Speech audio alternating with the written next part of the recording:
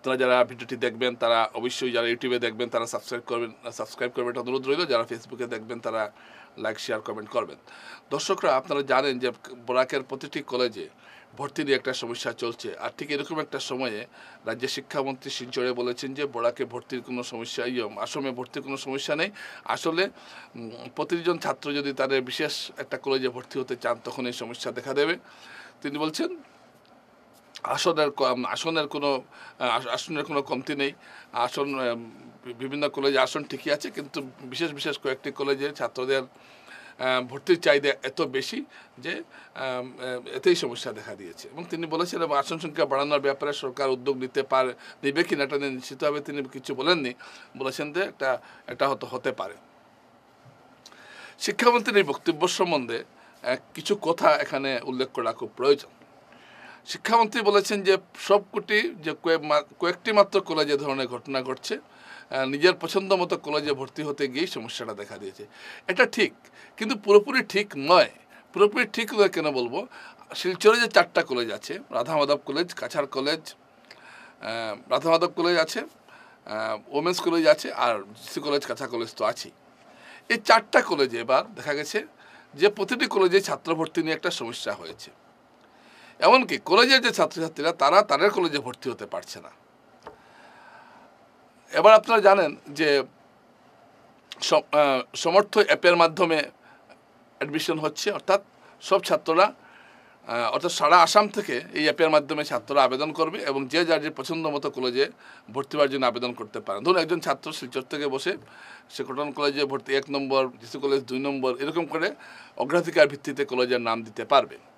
তো সেইভাবে হয়ে দেখা গেল কি যে জিসি কলেজে বিশেষ করে এমন একটা অবস্থার সৃষ্টি হয়েছে যে জিসি কলেজের যারা ছাত্র তারাই ভর্তি হতে পারছে না, কারণ কাট অফ মার্ক প্রায় 75%, বিজ্ঞানের ক্ষেত্রে, কলার ক্ষেত্রে প্রায় 70%, বিকমের ক্ষেত্রে প্রায় এটা 71% হয়ে যায়। যার ফলে জিসি কলেজে যেসব ছাত্ররা 65% বা সেকেন্ড ডিভিশনের মার্কস পেয়েছে তারা তাদের কলেজে ভর্তি হতে পারছে না। এ নিয়ে তারা অত্যন্ত দুশ্চিন্তায় রয়েছে। কিন্তু শিক্ষামন্ত্রীর কথায় বোঝা গেল তিনি বলতে চাইছেন, শিক্ষামন্ত্রী যেটা বলতে চাইছেন তার কথা যেটা বোঝা গেল যে না, এটা এমন কোনো সমস্যা নয়। কিন্তু আমি শিক্ষামন্ত্রী যে বলছেন যে বিশেষ কলেজে, না, এরকম কিন্তু নয় ঘটনাটা। কাছাড়ে আমি এই 4টা কলেজের কথা বললাম, একই রকম ঘটনা ঘটেছে হাইলাকান্দির SS কলেজে, মদরপুরের নবীনচন্দ্র কলেজে এবং করিমগঞ্জের করিমগঞ্জ কলেজে। অর্থাৎ বরাকের প্রধান 7টি কলেজে এই ধরনের সমস্যা ঘটেছে। ছোটো কলেজগুলোতে হয়তো তেমনটা হয়নি, কিন্তু তার মানে কি এক সামান্য, এখন ধরুন শিলচরের একটা ছাত্র কিছু কম মার্কস জিসি কলেজে পেল না, সে কি এখন কি আমরাঘাট কলেজে এত দূরে গিয়ে ভর্তি হতে পারবে, বা ধরুন ইলামবাজারের কোনো কলেজে?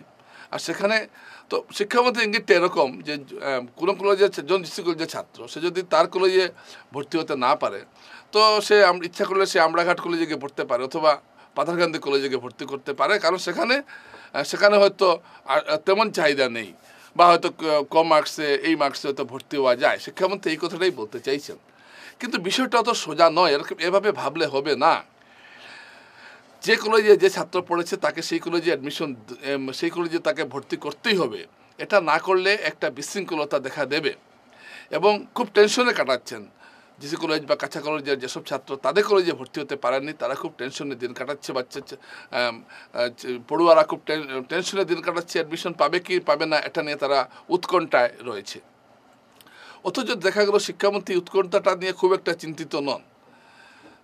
তিনি মূল সমস্যাটা বলছেন যে বিশেষ কয়েকটি কলেজে নিজের পছন্দ মতো ভর্তি হতে চাওয়াই সমস্যাটা দেখা দিয়েছে। কিন্তু এটা কোনো কথা নয়।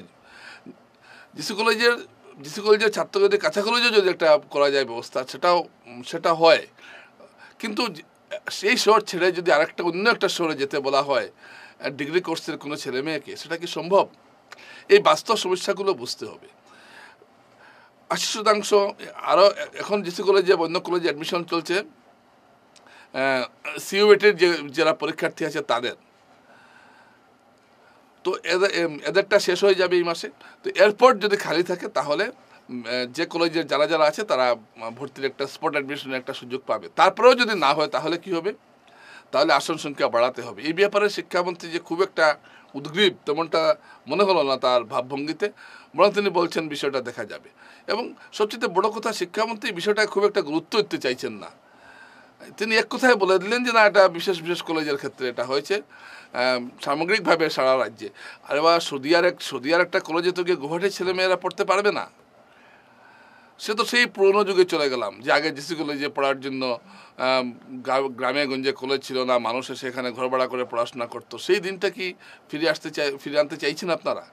অ্যাপস তৈরি করেছেন, ভালো কথা, কিন্তু এর মধ্যেও একটা বিচার বিবেচনা বোধ রাখা উচিত, যে কলেজে যে ছেলেমেয়েরা পড়াশোনা করছে তারা সেই কলেজে অ্যাডমিশন, তাদের জন্য একটা সংরক্ষণ তো রাখাটা দরকার ছিল। তো এটা খুব জিসি কলেজ এবং কাছা কলেজে এবং এমনকি রাধা মাধব কলেজেও নিজেদের কলেজে অনেক ছাত্রছাত্রীরা এখন অ্যাডমিশন পাচ্ছে না। আর কিন্তু মুখ্যমন্ত্রী এই বিষয়টাকে গুরুত্ব দিতে না চাওয়ায় এখন আরও একটা সমস্যা দেখা দিতে পারে। অথচ এই বিষয় নিয়ে কথা বলার মতো কোনো কেউ নেই। আপনারা জানেন যে ছাত্র সংগঠনগুলো এখন আর আগের মতো নয়। ছাত্র সংগঠনগুলো যে বিষয়টা নিয়ে দাবি দেওয়া করবে, শিক্ষামন্ত্রীকে গিয়ে বলবে, ডেপুটেশন দিবে, এটা কিন্তু তেমনভাবে দেখা যাচ্ছে না। আজ থেকে 7-8 বছর আগে কাছা কলেজে এরকম ঘটনা ঘটেছিল এবং কি আন্দোলন হয়েছিল, যার ফলে সরকার বাধ্য হয়েছিল আসন সংখ্যা বাড়াতে। তো এটাও এবার যদি আন্দোলন সংগঠিত হয় তাহলে এবারও এটা হবে, কিন্তু আন্দোলনটা প্রথমে কিছুটা হয়ে তারপর স্থিমিত হয়ে গেল। ছাত্র আন্দোলন বলতে এখন আর কিছু নেই। ছাত্র আন্দোলন মানেই ছাত্র গোল্লায় যাওয়া, কিন্তু ছাত্র আন্দোলন না করেও যে সাংঘাতিক শিক্ষা ব্যবস্থার উন্নতি হয়ে গেছে এমনও কিন্তু নয়। ছাত্র আন্দোলন সব দিকে যে খারাপ এমন নয়। ছাত্র আন্দোলনের মাধ্যমে অনেক ভালো ভালো রাজনীতিবিদ বেরিয়ে এসেছেন, যারা পরবর্তীতে সমাজের অনেক কাজে এসেছেন। তো সুতরাং এইসব দৃষ্টিতে শিক্ষামন্ত্রীরা একটু নজর দেওয়া উচিত। এবং আমরা মনে করি যে যারা বিভিন্ন কলেজে অ্যাডমিশন পাচ্ছে না তারা যাতে অ্যাডমিশন পায়, এবং যদি সিইউটির পরেও যদি আসন খালি না থাকে তাহলে কলেজগুলিতে আসন সংখ্যা বৃদ্ধি করা হোক।